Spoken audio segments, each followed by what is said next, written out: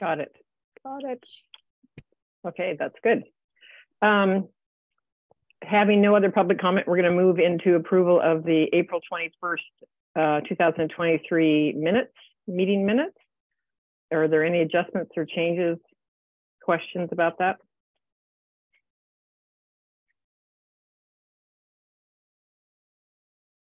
Mike, you're muted. There we go. Did you have a comment, Mike? Yeah, there we go. I noticed in the minutes that at this meeting, we were expecting Mike Thomas to come talk to us a little bit about timing. Yes. And I see it on the agenda. Can somebody update me? Yes, you're jumping ahead of me, but can we do that after we correct these minutes? Oh yeah, sure, go ahead. Okay.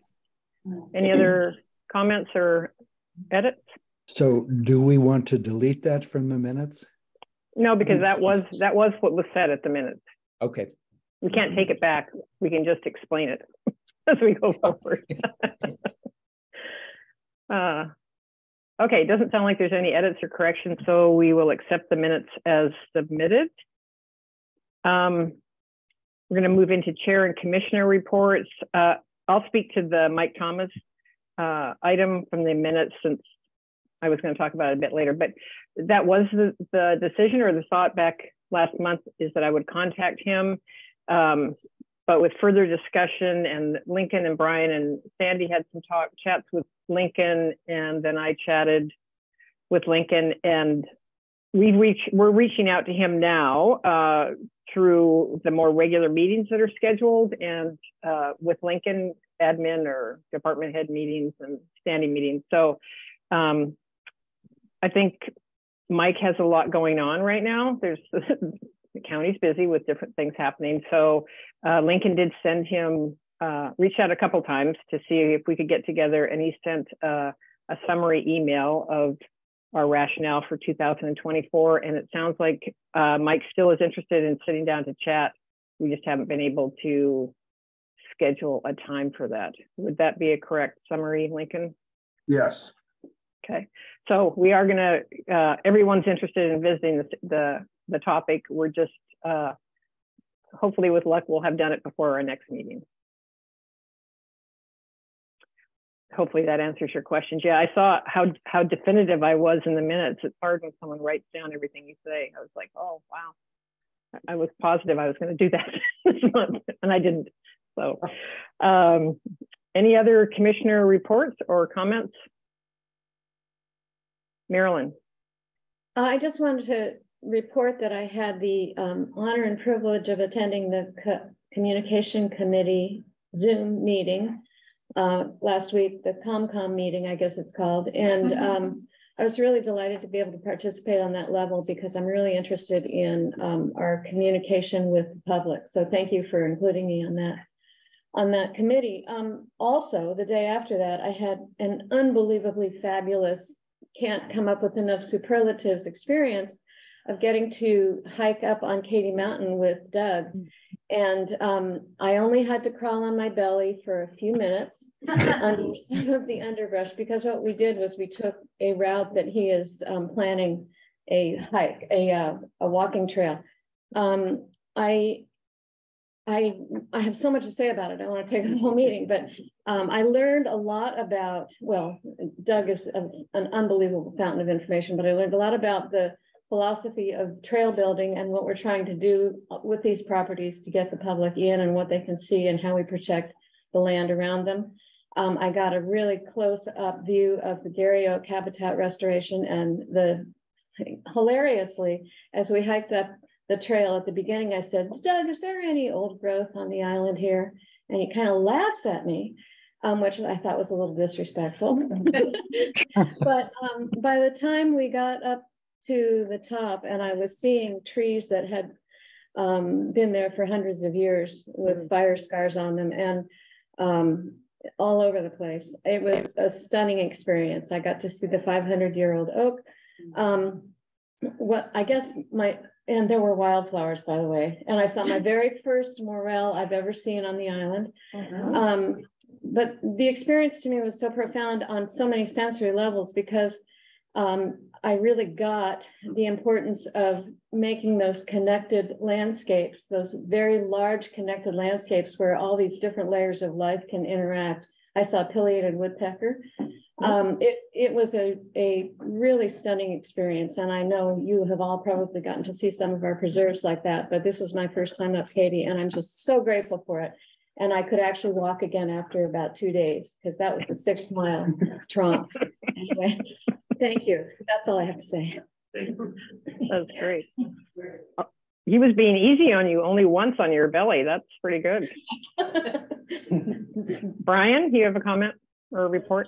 Yeah, well, it's going to be hard to live up to Marilyn's hike, but I would just mention that I was able to take a hike up on our Diamond Hill Preserve with Aaron and Andrew last weekend. It was a wildflower walk. We had about a dozen people, mostly seniors, and it was a really nice walk. We also saw lots of nice wildflowers, lots of birds. And the preserve looks really good. I hadn't been there in, oh gosh, probably 5 or 6 years. And of course, that's one that's closed to the public. So I'm really glad that we're occasionally opening these preserves up to a public hike to let people know what else we have. It's a really beautiful spot, unique view of the island. And then I was able to table a little bit at Orcas's Earth Day last month with Peter and Andrew. We had really good reception. Lots of people came up and interested, learn more about the land bank and the Preservation Trust, which we're also often confused with. But I think we had a good day at the table. Really terrific Earth Day event on Orcas. And I guess we're going to be doing tables at our Saturday market once a month for the next 3 months, which I think is great. And I'll be on hand to help with that. So very pleased with our outreach. Great. Any other commissioners? I don't see anyone with a hand raised that wants to make it. Marilyn? Just quick, last night I attended the San Juan Preservation Trust online annual meeting, which some of you may have, it's always great to see and see how often the land bank is mentioned in those conversations. Also, I attempted to get onto the Zoom for the Climate and Sustainability Committee meeting, but nobody ever let me in from the waiting room. So I did go, but I wasn't invited in. So I think that's one of my roles is that liaison. Did you sign in with the phone number or with your name? Do you know? I mean, either way, I'm going to contact this morning and just clear that up so that I can be a little more useful next time. Thank you. Okay. If there are no other comments from commissioners, we'll move on to the partner update. Vicki Edwards is on the call for the trust.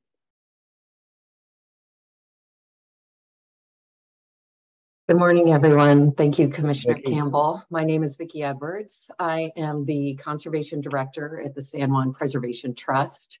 Marilyn, I'm so happy you were able to attend our annual meeting last night. We appreciate you participating. Thank you. And as Marilyn had mentioned, that's a really great opportunity for us to share many of our accomplishments throughout the year and ongoing work with the San Juan County Conservation Land Bank. And we ended up highlighting quite a few of those projects that were completed, including Lopez Hill that we completed earlier this year. And then of course, our ongoing projects with the North Shore Conservation Easement, as well as the Katy Mountain Preserve Conservation Easement. And so it's another great opportunity for us to highlight how we are able to leverage our resources to accomplish these amazing projects. Because as you all know, we would not be able to do these as individual entities when we bring our resources together and we get creative, that's when we can really accomplish many of these complex projects. And so We were really happy to share that with the public. Also, we rolled out our public version of our strategic conservation plan. This plan is a guiding document for us in our conservation program over the next 10 years and helping us prioritize conservation projects. And, you know, many of those are ongoing with what the projects I just mentioned with you all, but there's much more work for us all to do, and we could not do it without our partners, our landowner partners, as well as the land bank and the council and many others. We have had meetings up to this point with land bank staff auguring into that plan in more detail. There's some sensitive information with some of the analysis in that prioritization, especially when you're dealing with potential real estate transactions. And so been having conversations with Lincoln as well as Aaron, and being able to share additional information with staff so we can plan accordingly for future projects and really brainstorm on some great opportunities that may be out there. I also wanted to share regarding our annual meeting, if you're interested. We had Valerie Segrest with the Muckleshoot tribes that gave a presentation at the end of our annual meeting, and it's about a 35-minute presentation on the gift of Northwest native foods. It was phenomenal. If you are interested in learning more about native foods and the importance of the San Juan Islands and providing those foods, definitely check that out. Valerie is a nutritionist, and the information she shared was just, you know, really informative and really helpful. So I highly recommend viewing that if you have not already. I also wanted to share some really great news with you all, and that the governor signed the budget this week for fully funding the PSAR program projects. And PSAR, Puget Sound Acquisition and Restoration Fund. And of course, our North Shore project was on that list. And so we are going to receive full funding for that project. It's a little over $2 million through the PSAR program. We still have additional private funds to raise, just a little bit less than 400,000, but definitely securing those PSAR funds was a huge accomplishment for us all. And we appreciate working with the Land Bank on that as a co-sponsor. So thank you to many of you that reached out to your delegates in support of full funding for the PSAR program.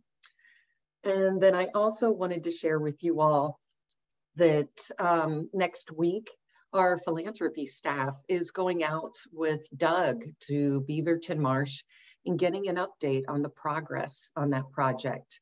And, you know, I think it's just really important to have those sort of follow-up site visits and meetings so our staff are able to share with our members, donors, and the public, you know, where these projects go after they're completed. It's, you know, we finish a conservation easement and it's not over. There's so much more work that's being accomplished thereafter.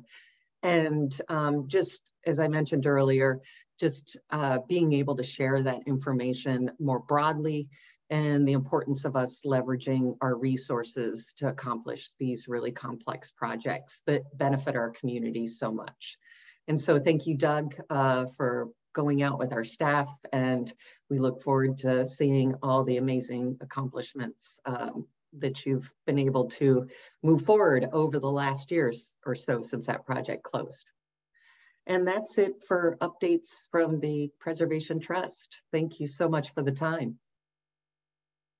That's a lot of good news. Thank you for the information. Do any commissioners have any questions for Vicki?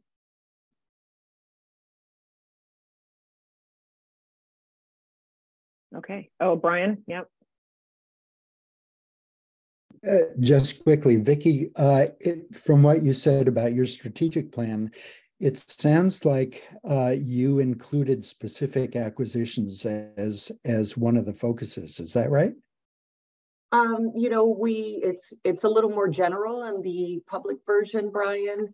Sure. And so there's more specific information that we are that we have as an internal document. Yeah. And just part of that being is that a lot of folks, as you could imagine, you know, that it identifies the highest priorities for terrestrial, freshwater, and shoreline and outer island parcels.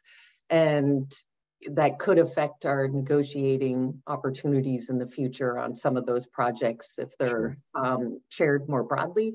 And so there is a full internal document that we have. And the public version talks about the process and how we identified those tiered priorities. And it does share a little bit of information, but not the specifics regarding those. Yeah. So well, thank you for asking. That's interesting. Question. Yeah. So we're beginning to focus on it. Oh, no. So I'm very interested. Thank you. Thank you, Brian. I think you were breaking up a little bit there, and yeah, we've had those conversations with Lincoln and Aaron, and we'll continue to discuss what our mapping analysis ended up revealing. And as you all know, mapping analysis, it's great, but there's nothing like getting on the ground because it's not specific. We definitely don't want to miss anything. And so we are sharing our information with the land bank staff to help with your process as well. That's great. Thanks, Vicki. You're welcome. Thank you. So Vicki, both those, the public document and the 35-minute presentation, are there links to those on the Trust website? Yes. So if you visit our website, you can link in directly to the annual meeting, as well as view the public version of the Strategic Conservation Plan. Great. Okay. Thank you very much. Lots of good news. That's awesome. Next on the agenda is an update from our council representative, Christine Minnie. Good morning. I'm coming in. Can you see me? Not yet. There you are. Oh, good, because I can't see me. I'm not used to this setup, but it doesn't matter. I don't have to see myself. Good morning. I am coming to you virtually today because I unfortunately have to leave at 10 a.m. for another virtual meeting. I am appointed to a regional human services council that I will be leaving to go to my very first meeting for. But since we last met, I took a week off, which I actually haven't done in quite some time. You know, the kind of week where you set that thing on your email and say, sorry, I'll be back, I promise. I did that and it felt really good. Especially after the Argyle lot decision. I also had the opportunity to attend a Washington State Association of Counties Board of Directors conference in Moses Lake. That's an interesting place to choose to have a conference. And that was several days last week. And I think that my point is that council has been busy, but I'd say more separately than together. And I don't necessarily have a lot to report on. Our council meeting last week, just before I left for my conference, was held on Shaw, which is typical for us to take 3 or 4 different council meetings to outer islands. And this was, raise your hand if you've lived here for 27 years and never been to Shaw.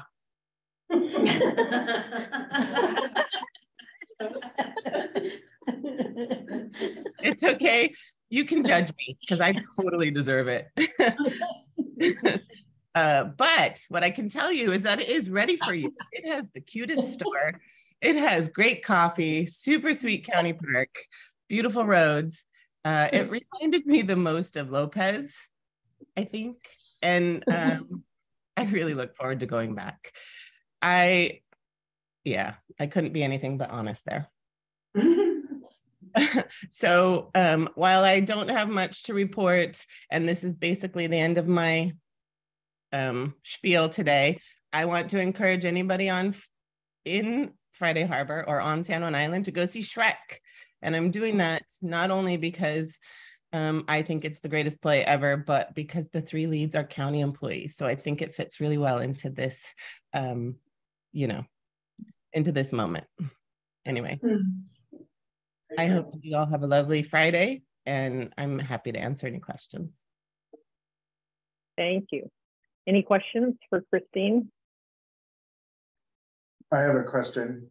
Yes, sir. Okay, Lincoln. Christine, it's my understanding that the June 13th council meeting is going to be on Orcas and it's starting at 5.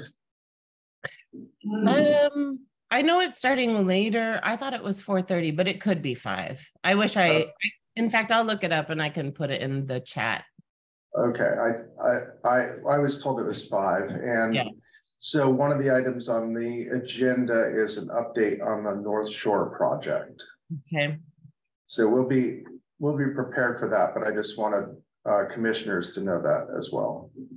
That's great. And I'm glad that you have pointed that out. I appreciate it. And I do look forward to the update, and happy to hear about the PSAR funding. Really happy to hear about that. I guess that just reminded me, if you're on San Juan Island and had hazardous waste, this is your weekend, Saturday, 10 to 2. Great. Thank you, Lincoln. So that meeting on Orcas, is that now set up for remote access, like with owls or anything? No, it won't have, ROA meetings don't have virtual access. We do record them. It's only audio, and they are obviously published, or the audio is published, but it is not, there is no recording, no virtual ability to attend. Okay. So Krista, Tony Harrell, the head of IT, did say that they were looking at getting an owl, but I don't know that they're going to have it in advance of that meeting. Right.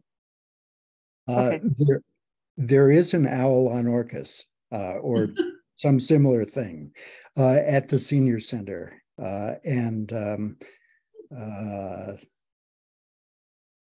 well, it's available. It should be available. It's the county's.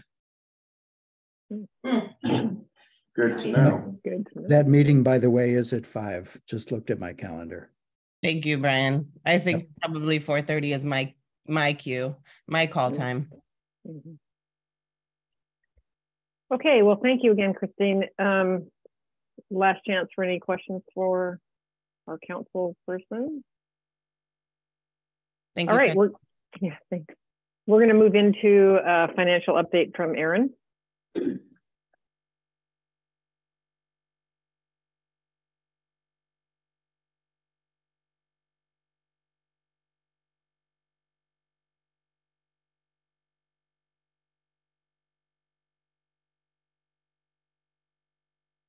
See if I can get this to work.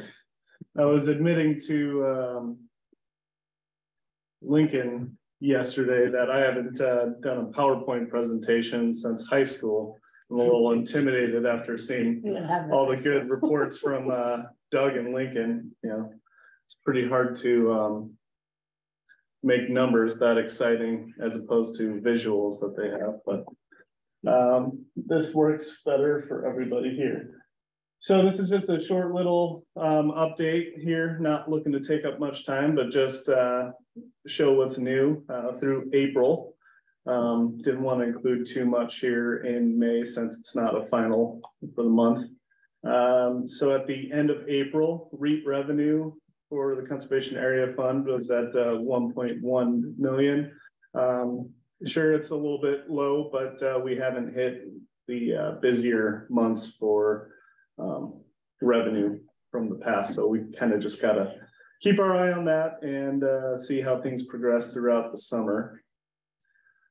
We also made the first promissory note payment, which is the second of 4 for Hauschka Katy Mountain at 200,000, and then 30,000 of that was interest at 5%. So we have one more payment in 2024, and then the final $200,000 payment in 2025. Cash balance at the end of April was at just over 5.8 million in the conservation area fund, and nothing else happened in the month of April there. Stewardship fund, we're still working on a lot of planning, not a lot of final numbers on some of the contracts and capital projects that we do have planned. So at this point, activity has just been a little bit low. Cash balance for the stewardship fund at the end of April sits at just over 4.4 million, almost 4.5. And also just a heads up that North Shore acquisition that we had where we took the loan from stewardship, we will be making our first payment back from the conservation area fund June 1st. That will be in the amount of 1 million. It is budgeted for the interest rate to be local government investment pool plus 0.75%.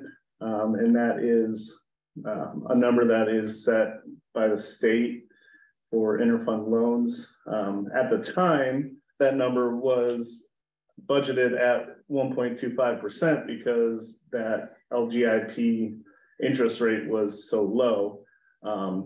Interest will be a little bit higher on that due to the nature of the high interest rate that the LGIP has had the last 6 months or so. I think this was a goal that we had in mind the whole time, was to get more money into that endowment fund. So that principal and interest will go directly into the endowment fund, not just into cash for stewardship, as the money was taken from the endowment fund as the loan.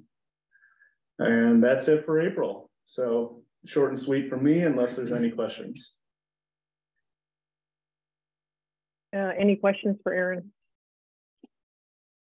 I can't see anybody's hands right now. Can you unshare your screen? Yep. Aaron, thanks. Stop share. Thank you. Okay, I don't see any. Yep, nothing in here. Okay. Well, thanks for the update. Appreciate that. So now we're going to move on to the director's report and a review of the strategic planning proposals and the recommendation from the committee. And that is Lincoln. All right, thank you. So as you know, we issued an RFP and got a couple of proposals in response to do our strategic planning work.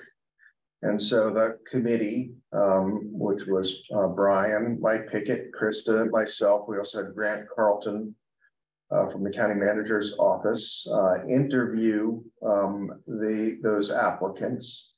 The two applicants, one was Cascadia Consulting out of Seattle, and the other was Triangle Associates, which also has an office in Seattle, but I think the two people who we interviewed were actually in Bellingham. And both of those firms have a number of different offices up and down the coast. So both really highly qualified firms. So it was nice to get those two proposals. And we did have an hour-plus interview with each one of them, just trying to pick apart what they were thinking and trying to find the best fit. We thought for us in doing this effort. And in the end, the decision was unanimous to go with Triangle Associates. I think really basically because they had a more specific approach to what we were trying to accomplish. And Cascadia's proposal was a little bit more generic, even though they're they're a very accomplished firm. The county's done a lot of work with them. But in this particular case, the project manager for Triangle is very familiar with the county. She actually worked on the Preservation Trust strategic plan. I'm not sure if it was last year or the year before. So they've spent a lot of time out in the islands and are familiar with who we are for the most part, which is a critical critical feature in picking anyone for this job, since we are not like the mainland in a lot of respects. So it's good for them to understand exactly how things work. So in terms of the proposal itself, and what we're asking today is for the commission to approve moving forward with negotiating the final scope with Triangle. What they're proposing pretty much is as follows: that we'll be establishing a core team to work with them, providing information, going back and forth with them, meeting somewhat regularly to review updates, kind of keep the process on track. And then there will be a number of meetings with the full council and all of staff.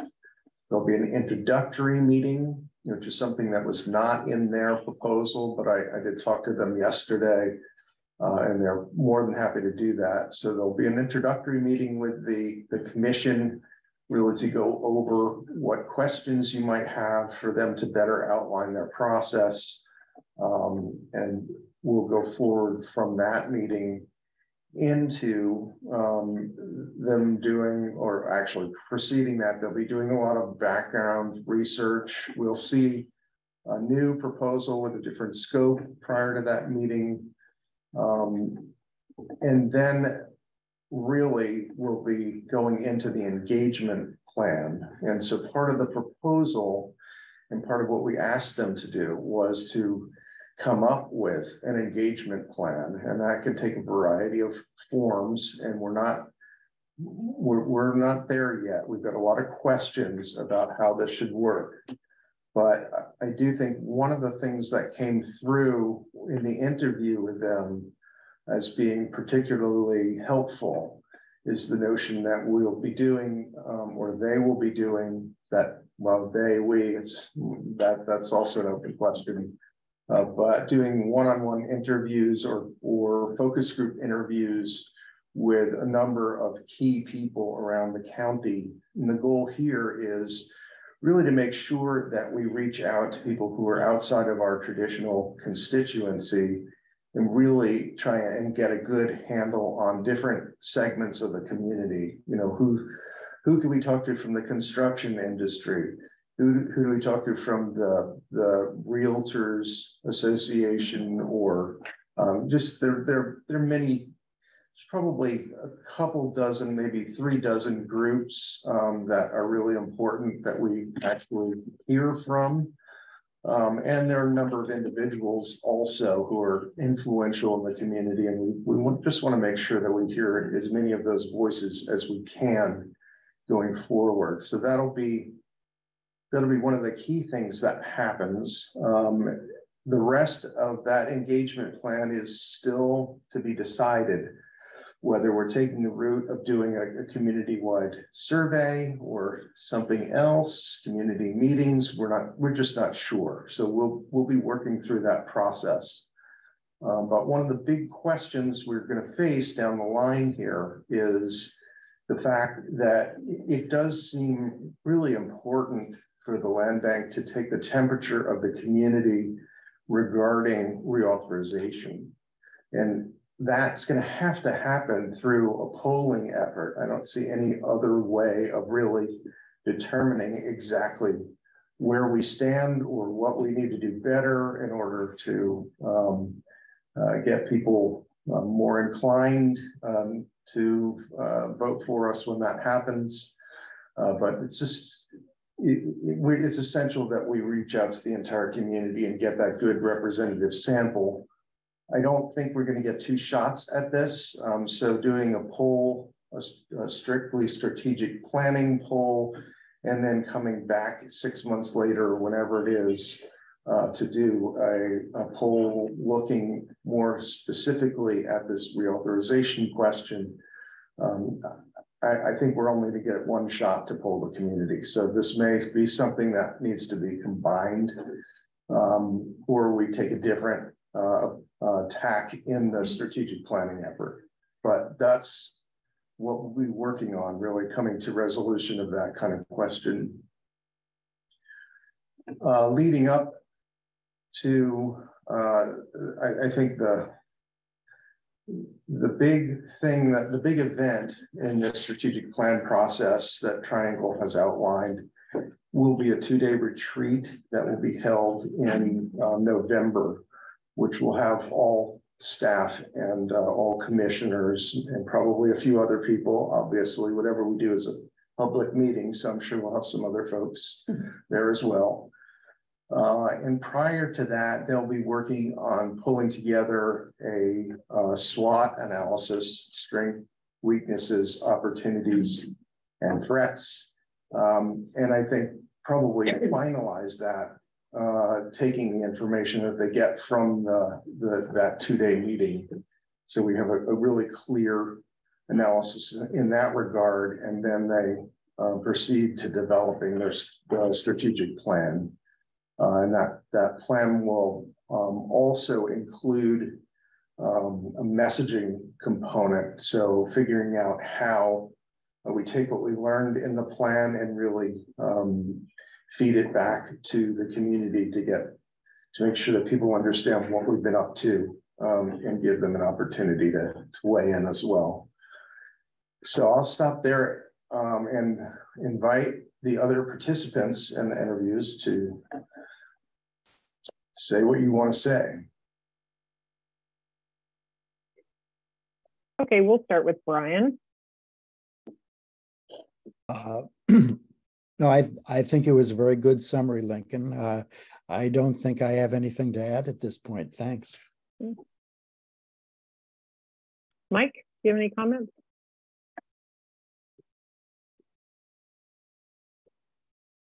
You're muted, Mike. Yeah, I know. Yeah, I think both outfits were qualified to do this work.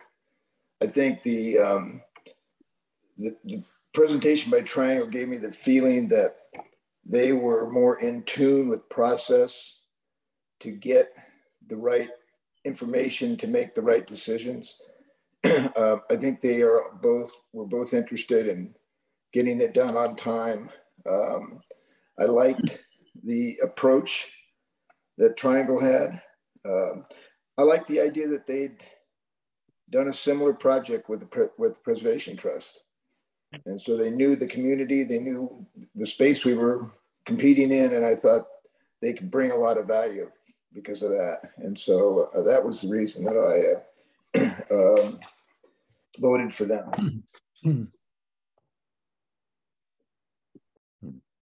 Okay, my only comment would be their basic structure is the fundamental difference I see is that they have all commission, all staff participation happen later in the process, where I think Cascadia was having more meetings, general meetings, gatherings of everyone earlier and through the process.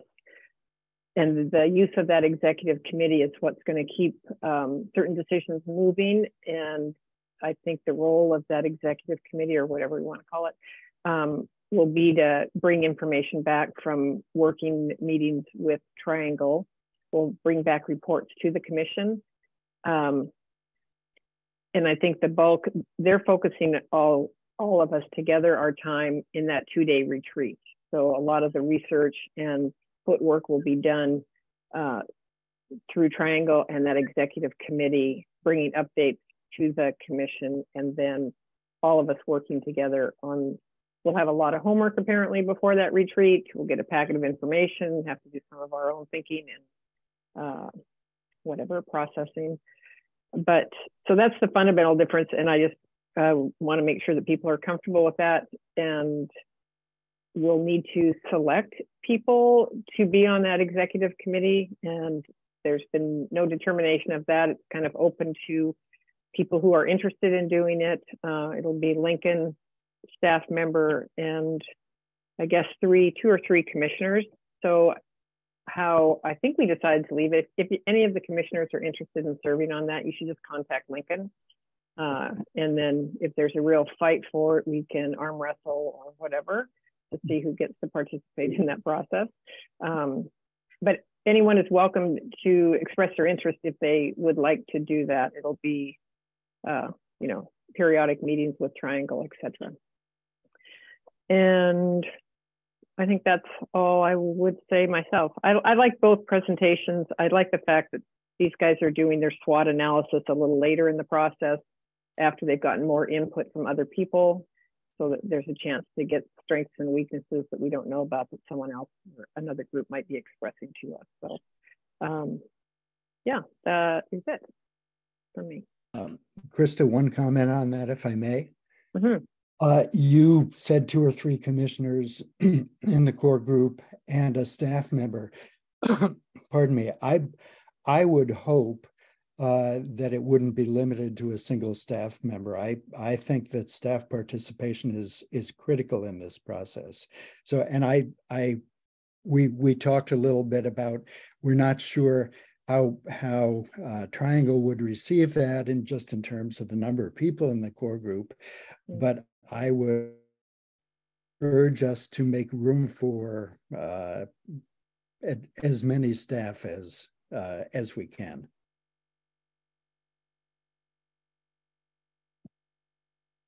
I guess what I'd suggest at this point is just opening it up to other commissioners who might have questions about the proposals and the decision. And then you all can make a decision on that, on going forward with Triangle or not. And then let's come back to that core group conversation. I have a question. So they delay the finishing of this project until the end of February 2024. I'm assuming before then we'll have made a decision about whether we're moving forward with reauthorizations. So I'm wondering about the timing in terms of getting that strategic plan, if in fact we are going forward with reauthorization, if we don't have that final report, and if that's going to hold things up. Because it seems to me there's probably coming out of that some really key messaging and focus. Good question. Something that we can work through with them. I mean, certainly that decision will have to be made by them. I hope so. Yeah. Their sense was they wanted to take that extra time to really compile the best plan they could. I do see that we'll have a draft and be pretty much most of the way there by the end of the year, which was our original goal. However, they're not closed to the idea that if we want to push them to finish it by the end of the year, then they will will comport with that. Other comments from folks on the interview team?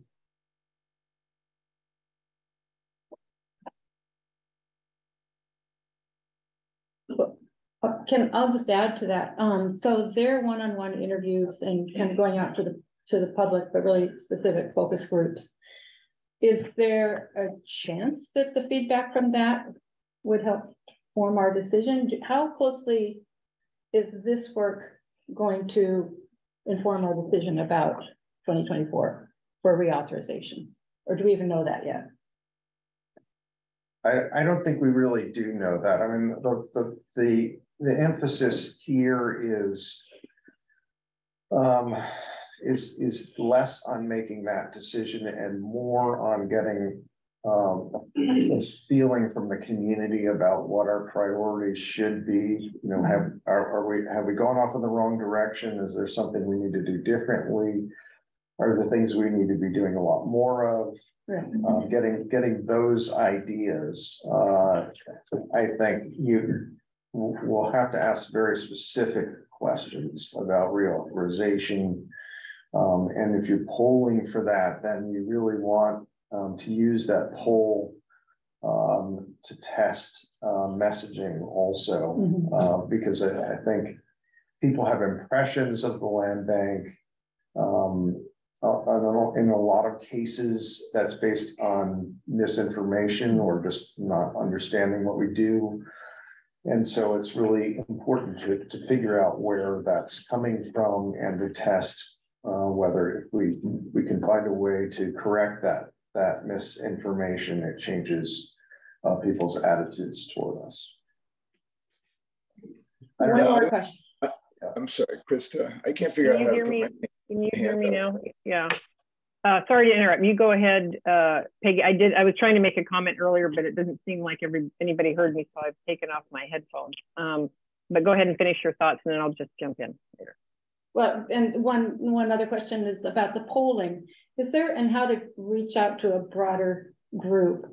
Is there a way to have, I imagine there is some little thing that you can almost take to the grocery store and stand out in front of the grocery store and people can do something that's quick instead of online? Because not everybody goes online. And I think a lot of the people that, not a lot, but some of the people we might want to hear back from aren't going to be looking at Lopez Rocks. They're not going to be looking at the Land Bank website. So that's, I would imagine there might be some easier, more accessible polling. Yeah, I think that if we're talking about reauthorization and a poll leading to that, then it really needs to be something that gives us a very accurate representation of the community at large. Right.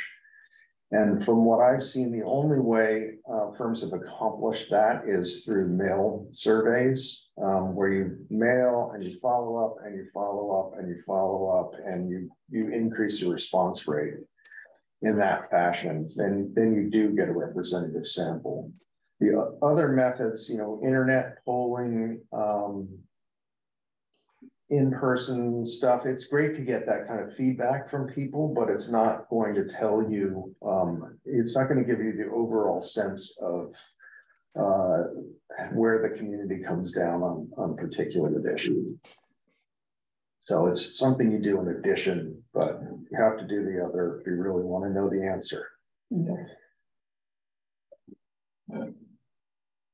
I'll just jump in. My previous comment was going to be that I asked them during the interview process what we would get if we extended into February versus what product we would get in December. And I feel comfortable that if we'll get a lot of valuable information by December, and we can probably push that to a firmer deadline. But I didn't get the sense that those 2 months were going to garner a hugely different product than what we would get by the end of the year.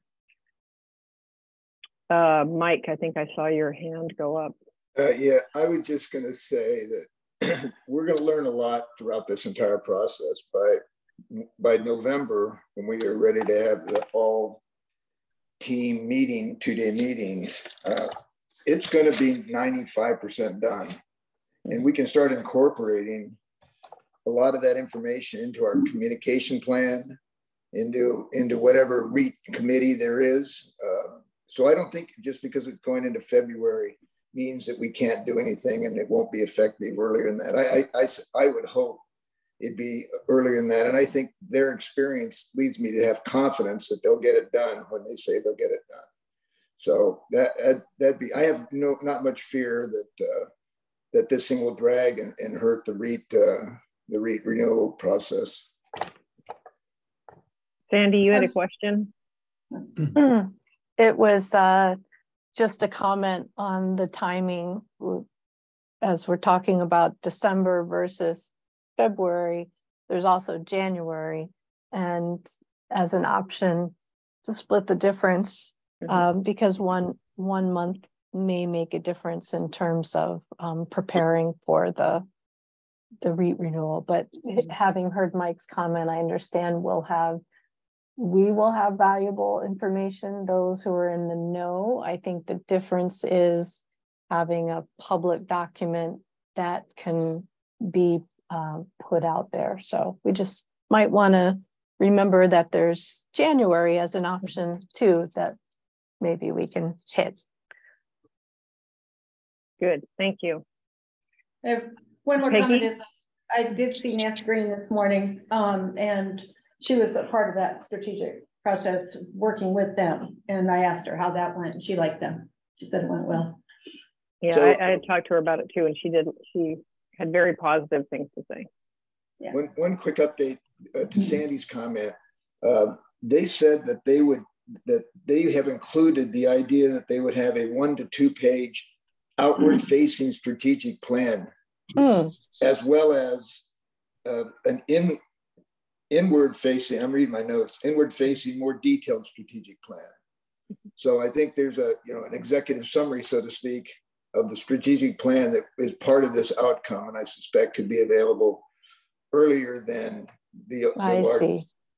So, which is the type of what you'd want to put out probably to the public. Well, it's similar to what sounds like what San Juan Preservation Trust is doing in some of their work, internal and external. All right, thank you for pointing that out.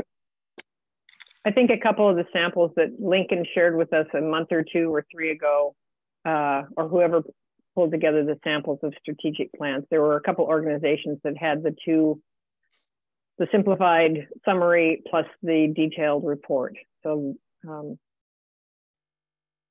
yeah, for what that's worth. Any other questions or concerns? Sandy. This isn't a question or a concern. It's just a thank you to those on the committee who spent a couple hours even before this working on the RFP and everything. Thank you. It's really important and appreciated. Thank you. We're having fun. We've been having fun. Depends how you define fun. So I think what Lincoln's wanting from us now is, do you want a formal vote, or what would you like to have on record? An action item or a consensus to move forward with Triangle? I think consensus is fine. Okay.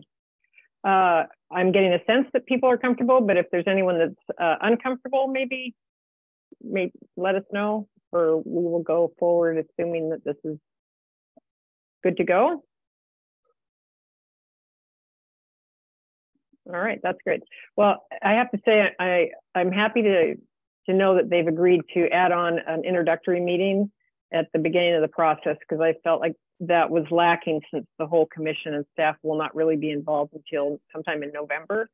So it's great that they're willing to accommodate that and get everybody started off together. I think that's going to be good. And yeah, so we'll just move forward. So now, Lincoln, you want to talk about that committee, or you wanted to come back to revisit that? Yeah, and so I think on the staff side, obviously I'll be participating. Grant Carlton, I asked to participate as well. I think he's got a lot of really good experience for us to draw on. And Peter, he is also step forward, albeit somewhat tentatively. But I think those would probably be our 3 staff people. And I think it would make sense to have 3 commissioners. I will just say that the 3 folks who have been working on this so far have volunteered to continue, but pretty clearly are willing to take a step back if there are other folks who really want to be part of it going forward. In a heartbeat, yeah. So would you like, do you want us just to wait then and see if people approach you, or I just don't want to pressure anybody right now to make a decision whether they're in or if they'd like to be considered, or? That's fine. If people want to be a part of it, part of the team, just let me know, and then we'll have some conversations to wade our way through it. Should be fine. Brian? Krista, I just wanted to make a brief comment about something you said about the whole commission not being involved until toward the end of the process in November. I don't think that that's, strictly speaking, needs to be true because I think the process would involve a feedback loop in that the people on the so-called core committee would bring whatever was relevant back to the commission for discussion at each of our monthly meetings. So Right. it wouldn't be like that the entire commissioners wouldn't be involved. Right, yeah. If I didn't make that clear, that I thought I mentioned that earlier, that this committee would report back to the entire committee or commission at our meetings. So you're right.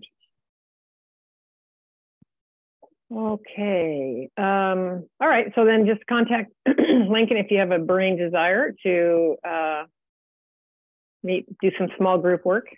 And are we ready to leave that topic at this point? Sounds like it. I have nothing further. Okay, great. We were scheduled to finish that closer to 10 o'clock. We can take a little break now if we'd like, and then come back and continue on. Maybe we should do that because it'll allow more time, just kind of keeping things together. All right, so it's 9:32. We'll come back at 9:42, 10 minutes, and we'll start with the stewardship report. Okay, thanks everybody. Can you hear us? We can, I can. Yes. All right, stewardship report and follow up on the tribal panel from last month. Lincoln or Doug, I'm guessing. Well, yeah, we can start with it. Unless maybe we should start with any generic stewardship things that are out there if people want to bring those first. Fair enough. Well, we had a stellar report submitted again. The only question I had on that report, I just don't remember Falcon Cultural Resources. Who are they? Because they're returning, and I guess I missed them on their first visit or something. Yeah, we hired them for a cultural resource assessment at Beaverton Marsh in advance of the trail work out there. We did a request for proposals from a few different firms and just selected them. The Preservation Trust has used them quite a bit recently as well. And we added on at Mount Grant some work as well.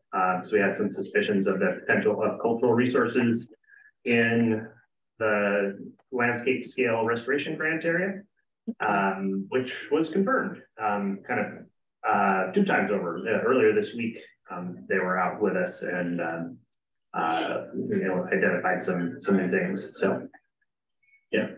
Great, thank you. Yeah, just the name didn't ring a bell, but thank you.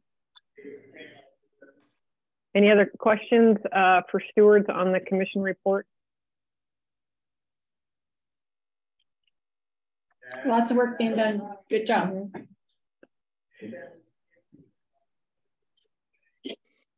Yeah. Okay. Brian, you have your hand up. Sorry. Yeah, just a comment, and I'll repeat what I think I've said before, that these reports are terrific, and the pictures have been great. I think some of that stuff should go out to the public on our Facebook page or website, blasts, whatever, because I think a lot of people will have an interest in what we're doing, particularly in terms of restoration. Mm-hmm.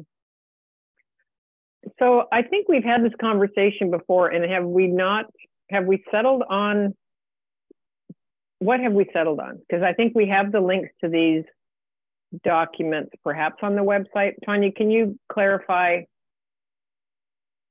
I know in the past we've had some discussion about some reports potentially having sensitive information, but they're public reports anyway. So. Well, the links, they're in the not management report, this is called meeting materials. So yes, we could do that, but also to Brian's point, I think, is that it does go out on social media in little snippets as things come through, or it gets shared through pictures or lately more stories. that seems to be more popular. So, but yes, we can, I think the idea was we were going to figure out where to put those links, where it fit the best. Stewardship reports as far as in the drop down. So, Sandy, sorry. You're muted, Sandy. Thank you.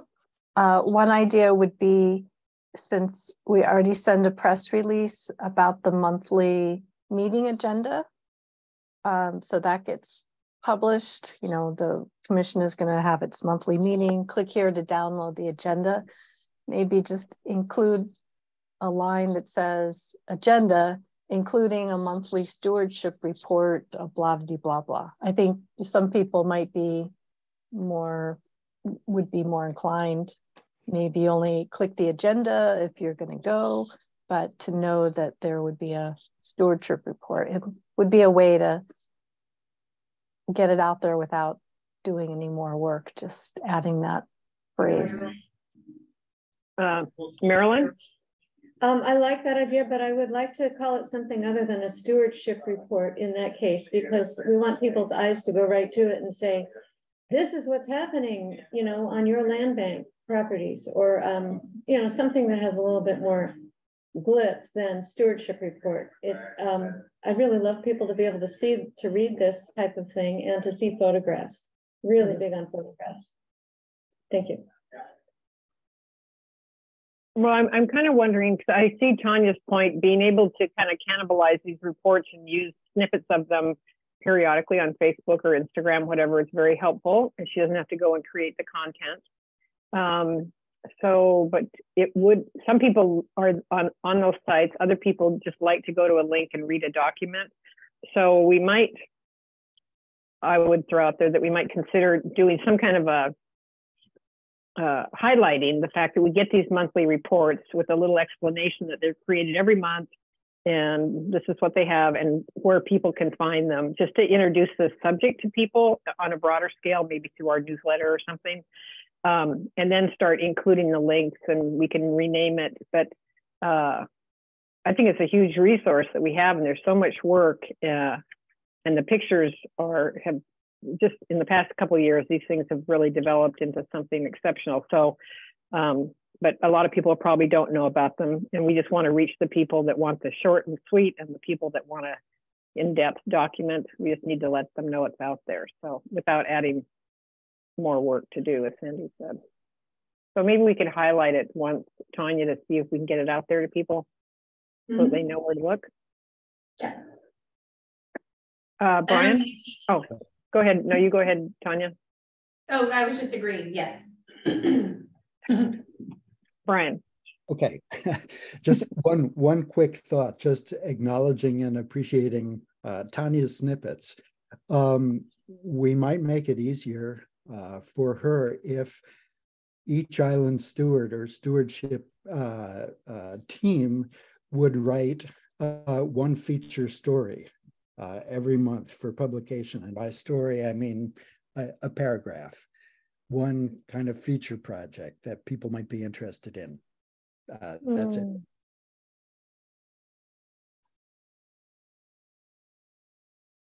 We can figure out the feature stories. Yeah. They're busy. Yeah, they are. I will mind meld with them. How's that? Okay. Yeah, that sounds good. Any other comments or questions related to the report? I just wanted to add that I don't know how they do all the work that they do. I'm just amazed at how hard these people work, and I'm grateful. Thank you. We can't tell you. Okay. Or they'll have to kill you. Yeah, yeah. You don't want to know. I did like the tooth and groove paneling. If I had known about that, I would have had that in my house. But yeah. I do read these. These things are hilarious. I have a number of, I judge them by the number of hearts that I write next to paragraphs that make me happy.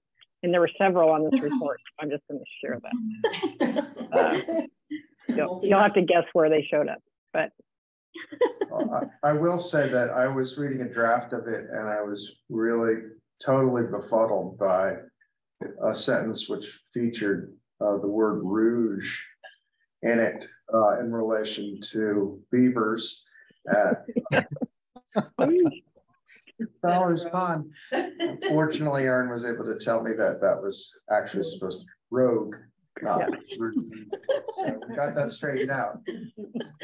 Well, that's good. Thank God. You didn't get the juice and brew. I get the two.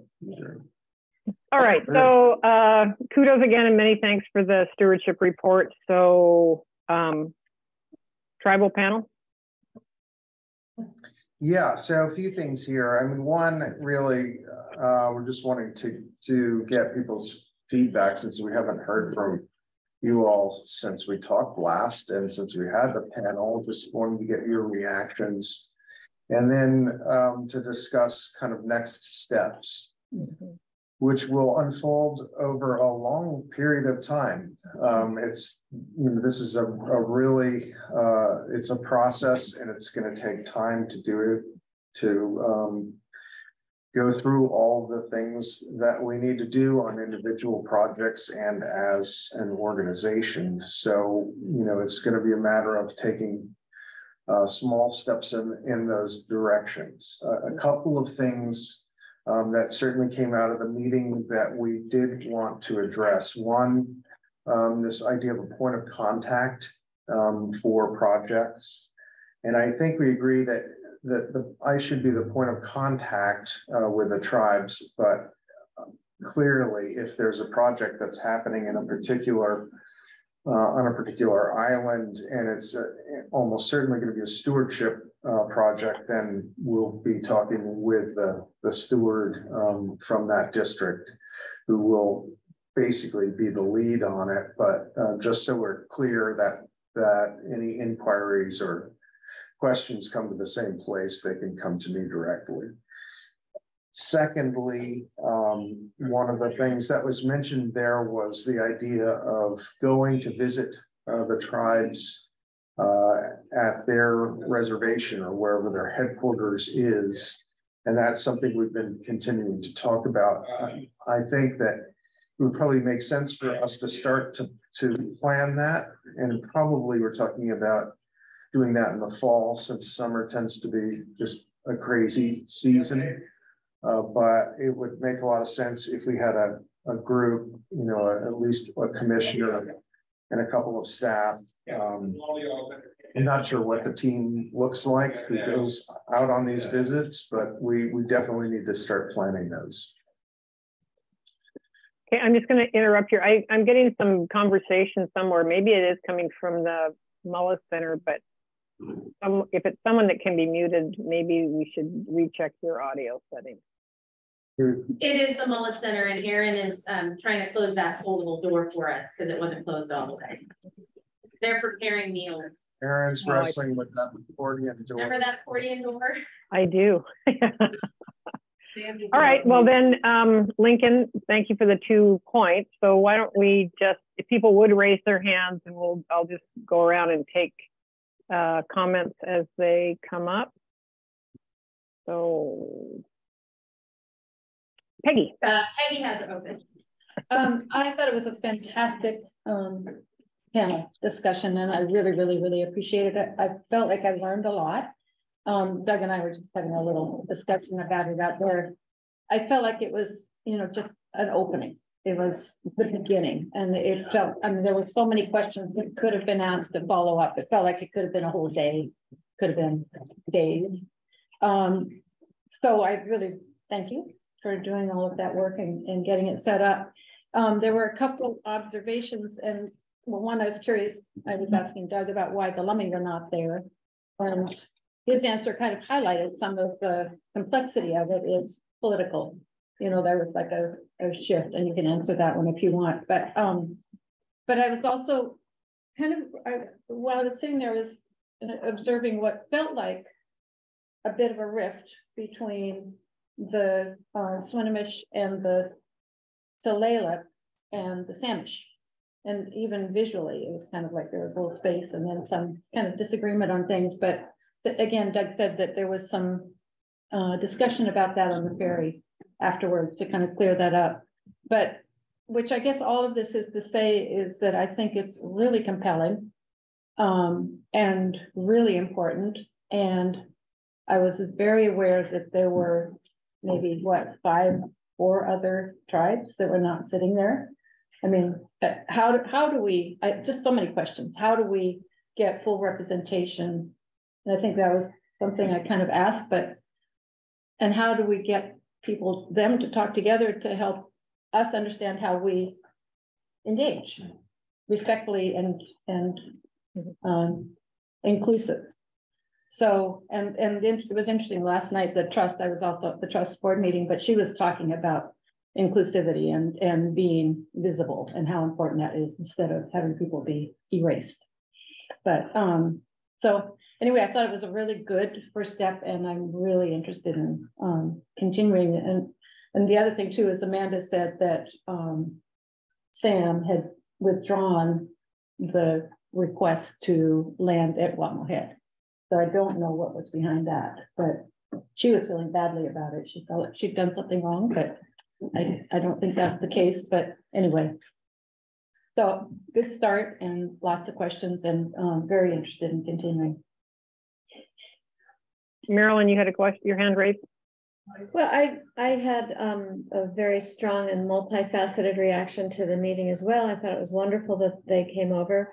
I think that not only being an opportunity for our organization, but this is really a seismic shift in our entire community's perspective on the lands where we live. And it's not going to happen overnight, and it's not going to be that suddenly everybody sees things differently. But I've been trying to educate myself for months now about a more Indigenous perspective. And I don't know if anyone's watched any of there's a couple of films made by Children of the Setting Sun, which is a Lummi sponsored organization, which were very interesting to me. I bought the book Jezentel a month or two ago when it was published. It's Living Wisdom from Coast Salish Elders, which is it's stories. And boy, am I getting the importance of storytelling in this culture as an educational tool in that culture. Anyway, I feel like this is one of those moments when we discover the earth is not in fact flat like we thought it was, but it's round. And it's going to take us a long time to absorb the implications of that new information. Even if somebody like me, or even more energetic than I am, tries to delve into creating a different history for what I thought was the history I knew. This is really profound on many different levels, and I very much appreciated the visit. I think this is going to be like making a quilt. It's going to be many, many small pieces that are all sewn together in a different way than we have heretofore understood. So I appreciated very much the visit, and I think we have a long ways to go. Thank you. Mike. Yeah, I also enjoyed it immensely, and I made pages of notes, some of which have been covered here on ideas. First and foremost, I wonder, and I should have done this on my own, is what is the council's initiative with respect to this? Because we are part of the council in a sense, and I'd love to know what they're doing. I was also thinking that we ought to find out who are the other leading organizations in the county that have initiatives and combine or bundle or partner with them on some of these ideas. I wrote down some more tactical things like should we have them involved in some of our stewardship activities? And what I wrote down is teach us how to preserve the land, participate with us on stewardship projects. So have a weekend where we invite some of the tribes to come over and teach us or work on one of our new projects, work together with us. That's just an idea. And then finally, I wonder, should we get something out of our strategic plan with respect to how we ought to address and go forward over the next 5 years on tribal issues? Okay. Good point. Mm-hmm.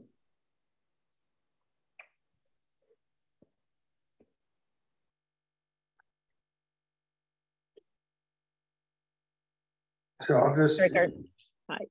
Amy, do you have any comments?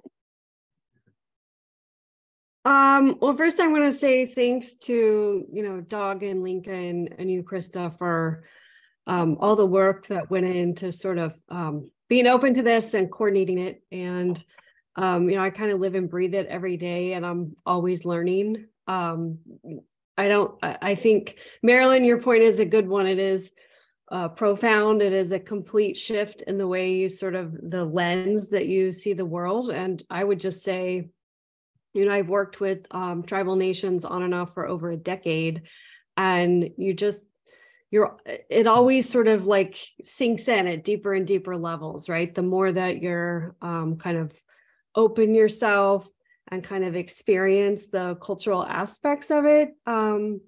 So I think just taking small steps. I don't think tribes really expect all of a sudden to be this like sort of seismic shift, right? But I think it really is approaching them as sovereigns, because they are, that they, just recognizing, and it still takes, even me in my day job, a lot of work to just remind myself, like, they signed a treaty with the United States government that is enshrined in the US Constitution. And that's about as, it is the supreme law of the land, and really just letting that kind of sink in, right?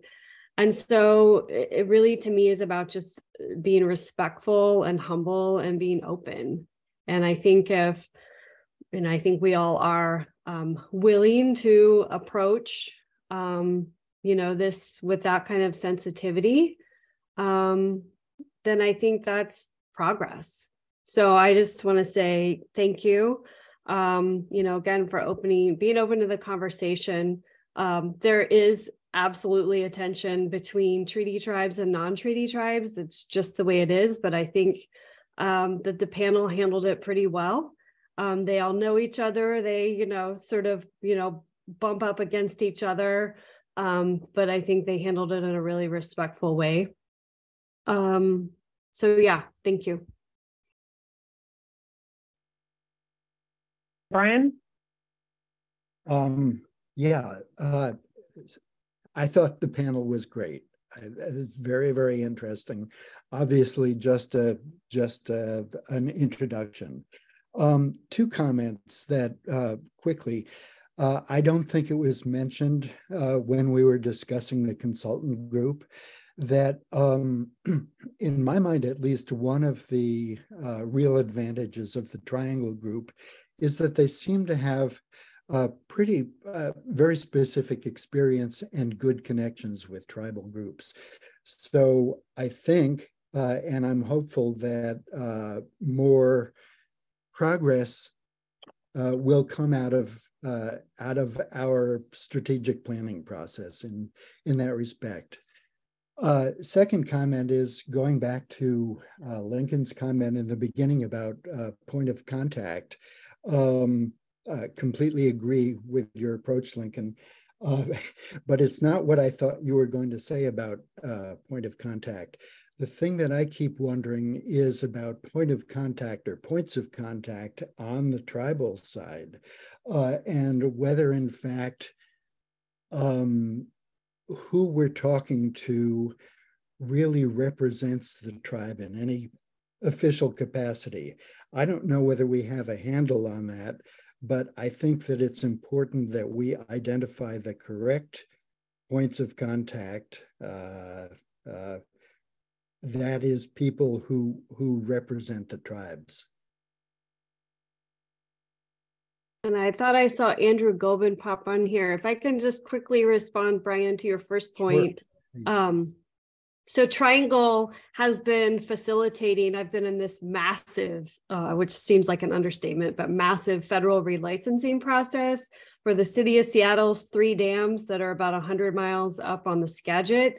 So they've been facilitating that. So they've gotten to know me and Tino, the Upper Skagit tribe, some members of the Sauk-Suiattle tribe. So I think absolutely they have that recent past, very much ongoing, forever, I think, experience with tribes. So I think that's a really good point. It should help. Sandy? Do you have any comments? So everyone's comments, I agree with completely, and they were the things that I noted down to comment. So I don't know that I have anything new to add. It was a very moving experience. At sometimes felt a little uncomfortable, but in a good way. Like, okay, we're finally going to start cracking into this, and so I'm excited that we are talking about this in a follow-up mode. And I think that's my biggest fear, is that sometimes these things sort of fizzle out, and it feels to me that mentioning it in a strategic plan, that there needs to be maybe a sort of a mini plan, you know, right now, that we can kind of consolidate on a one sheet of paper some of these notes, you know, contact person on county side with our questions, contact persons for the tribes, and sort of get maybe a living document that captures some of these different ideas. I like things written down to follow. That's anyways. So very happy that we're having the conversations. And Mike, did you have another comment, or your hand is up from before? Okay. And anyone else, staff in the room, comments or? So I've got one more thing, and then I'm going to ask Doug to deliver his assessment of the situation.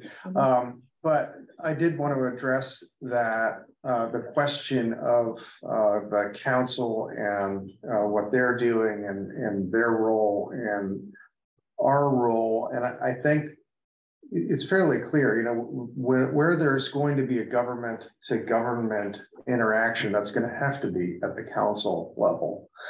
But our niche is really kind of under that, not necessarily under the radar, but different from that. And one of the things that came out of the discussion was this notion, this is just an example, but the notion of doing cultural resource assessments, even though we don't have to do them, we're not required to do them, but we are doing them in a lot of cases, even though that's not a requirement, just because we're wanting to investigate that question and be clear on what's happened at a particular site before we really start making lots of plans to do trails or other development at those sites. And I think that's really our niche, where we operate not so much on a super official capacity, but we've got the ability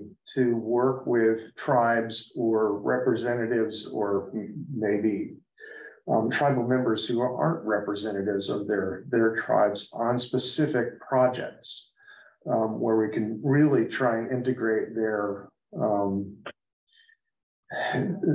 ideas into what we do, but not have it as part of some kind of required or formula, or, you know, once we get into mandatory or federal requirements or anything along those lines, that's got to go up to the council level.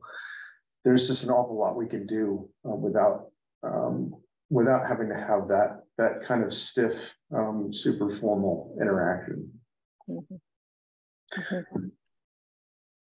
Okay. I'll make one comment, because I agree with Sandy. Pretty much everything that I would have said has been covered. I guess the takeaway for me, well, a couple things. One, it's like voting, you know, early and often. That was the message I got in terms of involvement.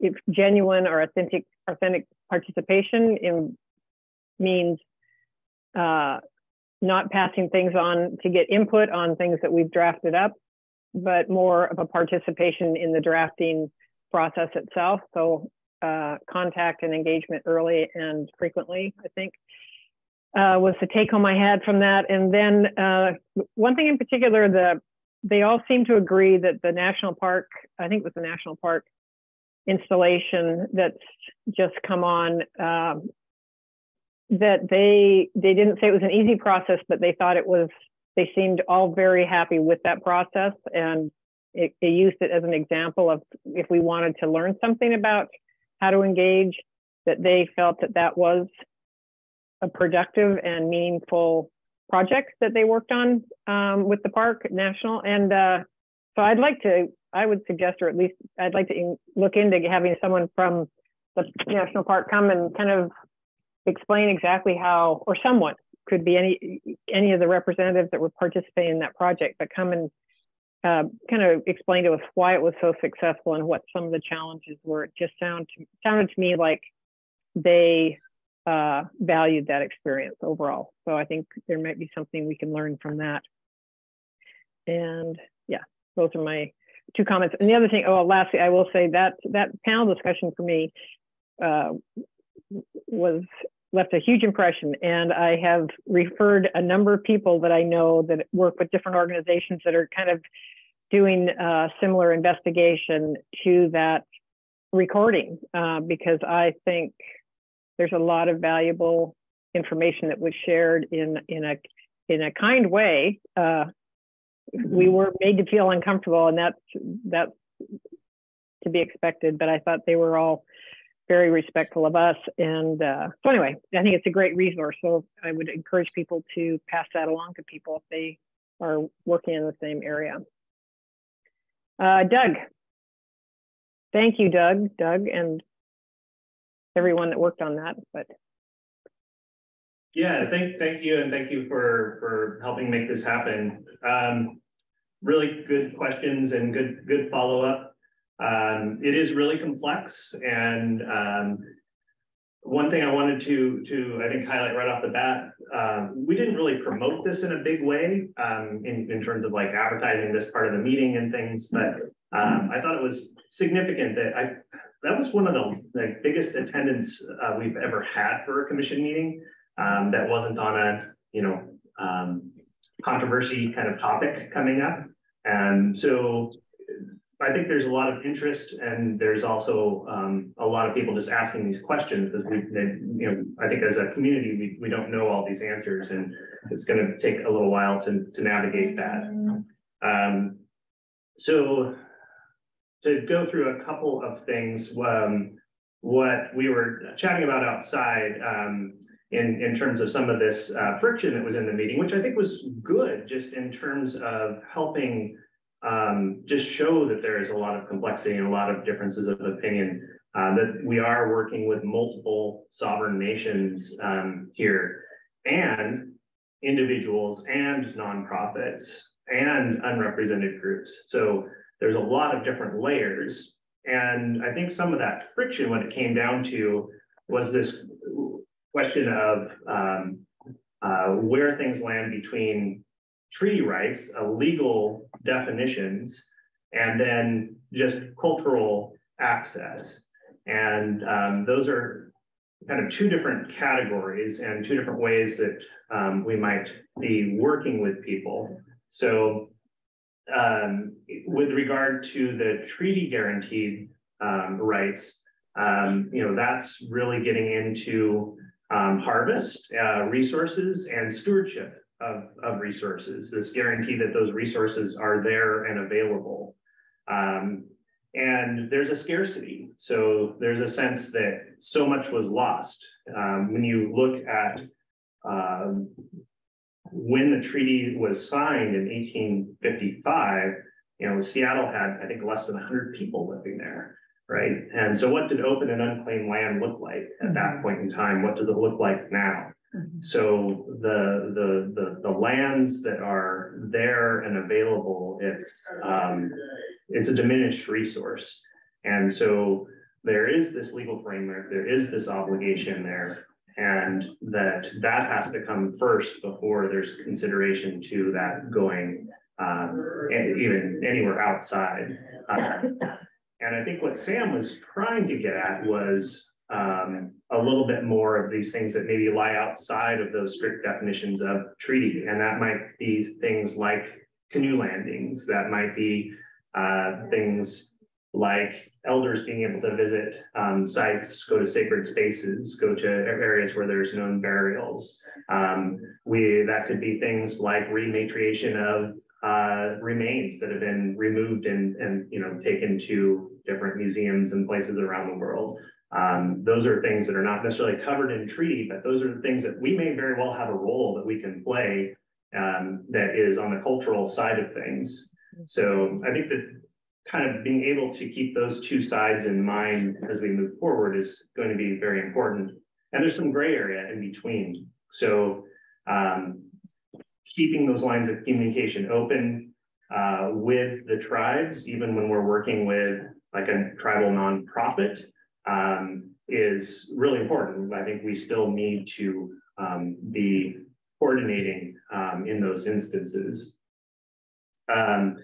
And to the question of, do we know who to talk to? Well, we do, and it's hard because again, have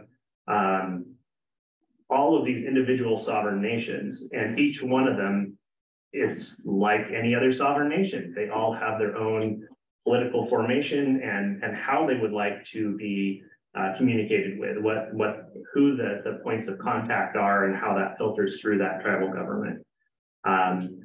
That's really critical. Also really critical is the development of these relationships at different levels, so that not only do you do that formal contact, but you also have that informal bit there to facilitate those conversations so that they go to the right people in the right sort of way. And we're very early, I think, in that process. We're kind of, it's sort of like almost being on, first date where you're nervous and you're not quite sure everything you're gonna say is gonna be wrong and you're gonna, what am I doing? So we're very early in this process, and I hope that is over time it will, sort itself out and things will get a little bit easier. So I don't know. I feel like I've kind of meandered a little bit from that. In terms of moving forward, I think there was the idea of going and doing these visits, which I think will be very, very helpful. Show up, show we're interested, start learning what priorities are there and how to engage. Because I think for some of this, it is just unknown.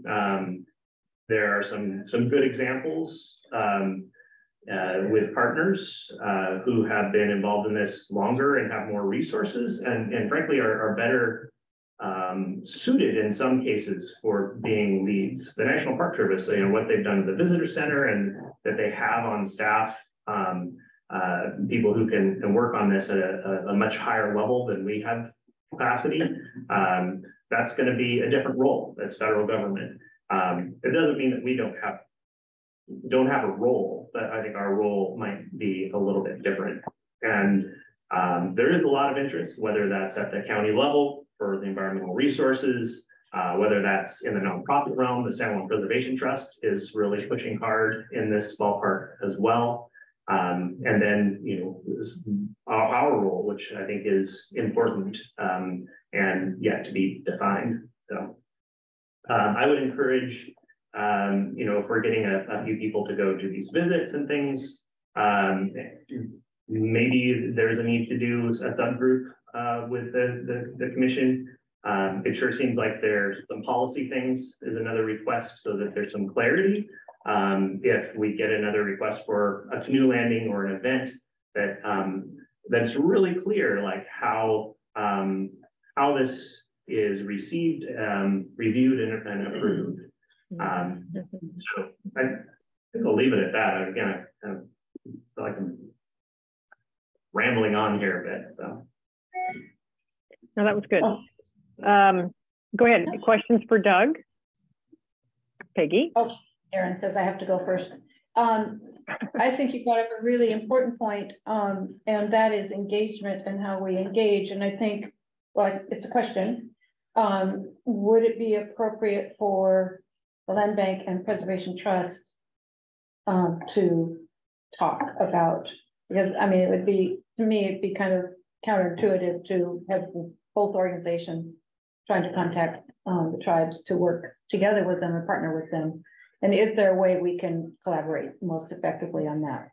They have some freedom we don't have, and we have some opportunity they might not have. So that's a partnership question, and I'm curious about how we might engage that way.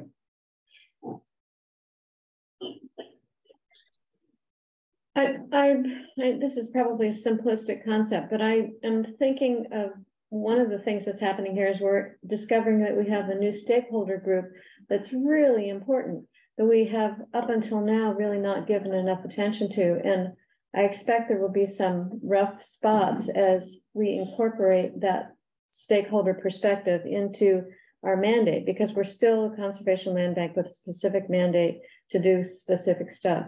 But we have to, I hope we all want to, engage this new perspective as fully as possible. And I expect it'll be a little bit bumpy as we move through that change. But anyway, that's all I have to say. Thanks. Any other comments?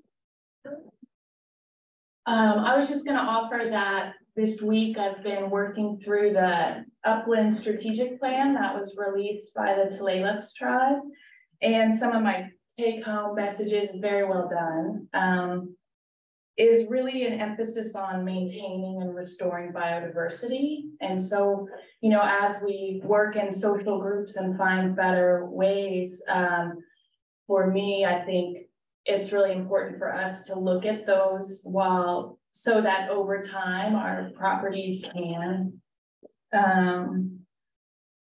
support cultural rights. So I just want to offer that in kind of a guiding principle of what we do and how we develop sustainable recreation. I think would be great. So I'm just going to make the observation that Andrew and Sam, who were two of the panelists last month, have joined the call. Welcome. And I don't know how long you've exactly been on the call. If you had any comments about the Powell experience from last month, we'd love to hear that. Or not, as the case may be, no pressure. Okay, so not hearing any comments. Sorry, I was trying to. Oh, sorry, I didn't see. Go ahead. I thought that the panel was well done. I had some technical difficulty getting onto the meeting today, so I missed the first 10 minutes of the conversation. And so I'm not entirely sure which questions you were answering. But what I wanted to say was at least some of the feedback that I've got from some of you personally since the meeting. I just wanted to say thank you for being receptive to the messages that we brought forward and the themes that sort of came out in that panel discussion. Other than that, I suppose putting it out there that as you navigate and find your path forward through all of these things, for me as a staffer with Tulalip, as you start to work with our leadership, I will continue to be an ally that will help you in any way that you want or need. And so always feel free to reach out if you're struggling with anything. So just that. And I'm glad to hear that the Upland Strategic Plan was reviewed. I know we put a lot of work into that, and so we're always glad to see that it's landing somewhere. Mm-hmm. Great, thank you. Sam? Yeah, hi everyone. I just wanted to say that I thought the panel was great. I was honored to be a part of it, and it's a really, really good start. I just want to commend all of you for starting to take steps to be inclusive, and just really appreciate that you're getting a wide range and, you know, making it intertribal, listening to lots of voices, and just want to encourage you to stay on that journey, start reaching out at more official levels. And you know, like some of the previous speakers said, there may be some bumps here and there, but if everyone has the right intention and they're in it for the long haul, I think it's going to be really wonderful. So I'm just glad the conversations are started. And same with Andrew, I'm always here and always happy to chat. So thanks everyone. Thank you. Thanks. All right, so I guess we've kind of outlined not really any concrete next steps, but I thought hear the suggestion that maybe a smaller group take this on, much like a working group or something. It could address Sandy's concern about it stalling somewhere. How is that something we'd like to consider or give some thought to and decide more formally next month? What are people's thoughts?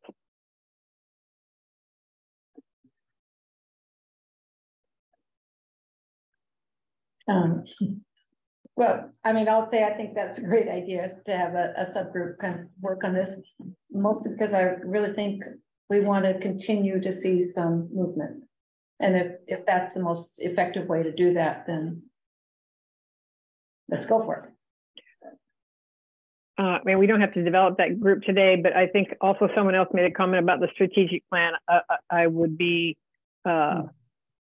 very surprised if this doesn't come up through that process also, this particular opportunity and challenge. So that will keep the ball going, I think also. I had one last thought and it just popped out of my head. Oh, the comment that Peggy made about working in collaboration with the trust. Lincoln, or if Vicky's still on the call, I'm just kind of wondering if that is an opportunity. Since we're working, all our goals do not align 100%, but we have very similar focuses. And so I'm wondering, is that something we can broach with Angela or feel out and see what interests they have? And yeah, I think what I would propose is that I can raise this at the next terrestrial managers group meeting, which is the full suite of conservation land agencies, and see what kind of feedback we get there and how we can cooperate together at that level.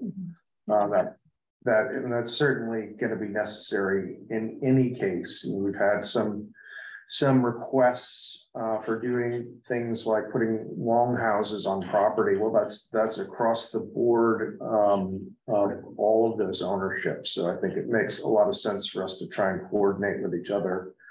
And I can report back on that at the next meeting. But Angela's part of that group. So if we do something specifically with the trust, we can work on that also. Okay, that'd be great. Real quick too, that the Stewardship Network has formed sort of a tribal working group. I've signed on to that. That's going to be operating at, I think, a little bit different level, but just another example of this kind of unfolding in another arena. Mm-hmm.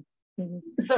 So I see one of the goals in this. So here we're hearing about these subgroups that are already working on it. Is not to be really confusing for the tribal groups that we're engaging with, like, well, who I talked to, trust managers. I mean, it could be very confusing very fast. So how do we make that really clear? So Sandy had her hand up for a while, but I don't know if it relates to this. And then Vicki. Sandy, did you want to speak now, or was it something separate? No, it's all along these lines. It's I just wanted to remind everyone, and I don't know really what this means, but that the Land Bank and the Preservation Trust were gifted a donation amount or an ongoing donation from a donor to work specifically on tribal issues from the Madrona Institute. That's where it went through. So I don't know if we were, I know there's been wars at the North Shore property about it, but I don't know what's happening with that, but there's that. I just wanted to bring that up because that was a specific donation for us to work together. So if anyone wants to give an update on that, I'd be curious, or we can talk about it next meeting. Thank you for that reminder. That's good. Vicki? Thank you, Commissioner Campbell. Yeah, I cannot speak to the Madrona Institute funding. I'm not familiar with that and would have to check in with our philanthropy director. But I did want to share with you all that, you know, we informally, we share a substantial amount of information, of course, with Land Bank staff. We have great communications with staff with a lot of back and forth regarding many topics and sharing what we learn regarding incorporating Indigenous access, cultural activities and access opportunities onto our lands, but then also looking at conservation easements even on private lands and what that looks like. Mm-hmm. And so what we learn, we share. We have many conversations with Doug and Peter and are looking at, with the Katy Mountain Preserve Edition conservation easement, we are looking at crafting cultural activities and access language and coordinating with the Land Bank on that. Also, Peter and Kathleen Lewis, our Director of Special Projects, they will be working on that sort of language as well that's more specific to the North Shore. And of course, we're learning as we go along here. I also just want to share, this is something with the land trust community nationally, that we're having these conversations as well and learning from each other. And so information that we receive from others, Land Trust, will be sure to share that, of course, with Land Bank staff as well. And you all probably are aware of this, but there's the Land Trust Alliance rally in Portland in September. It's my understanding there will be a session that is devoted to working with Indigenous people and tribal nations. And so that's something from an educational standpoint, and us all learning from each other as we move forward, an opportunity that Land Bank staff may be able to participate in as well. And I appreciate Lincoln's suggestion on taking the discussion to the terrestrial managers group. I think that that's a great idea, and having this discussion more broadly and to how partners can work together. And we are unique in being a private entity within that terrestrial managers group. And so we'll have a little different perspective. And I think it's a great place to have those discussions. Thank you. Thank you. So this is a vast topic, and I'm going to suggest now that we conclude this discussion, and it will be coming back. And I'd like to move through the rest of the agenda because we do have an executive session coming up, and I'd like to have as much participation by commissioners as possible. So if we're comfortable moving forward, I'm going to take us into the outreach and communication report from Tanya.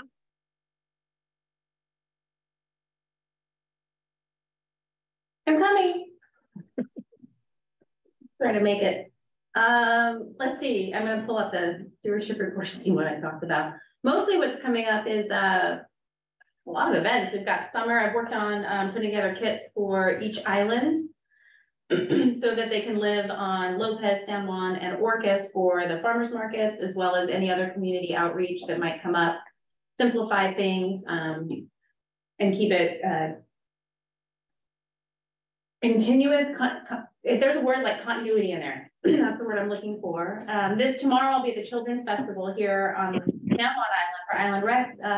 It's Into the Forest is the theme, so that worked out really well.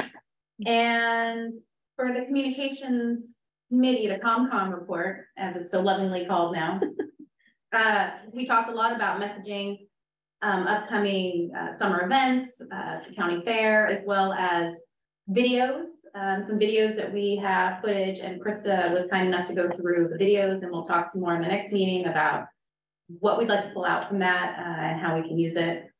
I think there's in the immediacy, Sunday's the Island Marble Butterfly Tour on the south side of San Juan Island. That's full. That should be interesting. I think some new spots compared to last year. There's a lot of volunteer activity happening. New trail at Beaverton Marsh. There was, gosh, Doug sent me a bunch of photos last night. New logs at Westside. Amanda's got work parties happening at Spencer Spit. Peter and Andrew were full up. So, I mean, like we said, it's amazing how much work gets done with so few people. Volunteers are certainly a big part of that. And the amount of mowing that happens is interesting too. Other than that, if anyone has questions, Erin has a question. Well, I don't have a question. I have a comment. At the field trip last weekend, Brian asked everyone how they heard about the event. And I was really fascinated by the response, which was they were all different. The chamber, the Orcastonian, meeting Peter at Earth Day, the Save a Seed Project, and only one person was on our listserv. And then when Brian asked for the follow-up, would anybody like to sign up? Everybody said no, too many emails. So I was just really surprised by, and credit to you for how much, all the different networks that you release things to, and kind of the hidden amount of time that takes. It is an ongoing question. I think it does feel like a lot of online, and if you are unaware, we have a communications coordinator for the county now, which is new, just a year, I think now, maybe Erin's been there. One of the county people on Trek, by the way, she plays Fiona. So the system has changed a little. Everything goes through one funnel now, which is through Erin, and she's connected with all the media. But we still have our listserv, our social media, and for example, Peter did a pop-up about that Wednesday night at Turtleback because the weather has been so great. He brought did a guided tour up to the Gary Oak and Hampton area, partly because the wildflowers are on fire right now, and also an opportunity to just share in an evening, something a little different. And something that went out like 2 days before, I think we ended up with 10 people. I thought that was pretty good. So yeah, and I appreciate everyone connecting with their networks and sharing as well. So we'll see how it goes. And if anybody wants to sign up for those farmers markets, the first Saturday of the month in June, July, August, and at each island, major island. And I've been to Shaw, Christine, if you're still here. I made it within I think the first 10 years. I think she's going. All right, thank you, Tanya, for that report and update. Future agenda items, there's 3 listed. They are consistent on the bottom of the page. We're going to keep those just for tradition's sake. And this is an opportunity right now for a second and final public comment period before the executive session. If anyone is here online or in real time at the Mullis Center that would like to make public comment, now is your chance. And there's a couple phone numbers here. I don't know who they are. You can't raise your hand, but you can just unmute yourself and introduce yourself if you'd like to say anything. Just saying this is Charlie Banky on calling in. Yeah. Hey, Charlie. Okay, and hearing no public comment, we are going to adjourn at this point. Oh, 10:40 for an executive session related to acquisition of real estate. I suspect we will be in executive session till probably 11 o'clock. We'll start, that is maybe our first deadline. So if people are interested in coming back for the remainder of the meeting, no decisions are going to be made during the executive session. I think our primary goal at the end will be just to adjourn, but you can check back in and then Tanya will let you back in if we have broken out of executive session by 11 o'clock. Thank you everybody for attending who's come online and isn't required to be here. We always like the company. The regular session. Nothing was decided in executive session. We have nothing else on the agenda. Are there any comments for the good of the order? Looks like we really cleared the Mullis room. That's you guys are sitting there all by yourself. Anyway, well, this worked out great. I was concerned about how this would all happen, but I'm embracing technology and loving Zoom over Teams. I'm glad when I saw the Teams thing come up this morning, I was like, oh my God, we're going back. But we have no idea how that's a mystery. I thought we were going back to the dark side. Oh. So, anyway, okay, well, thanks everybody for hanging in there. Sorry we went a little over time, but hope you all have a good weekend. And thank you. We'll see you soon. Yeah. Bye. Bye.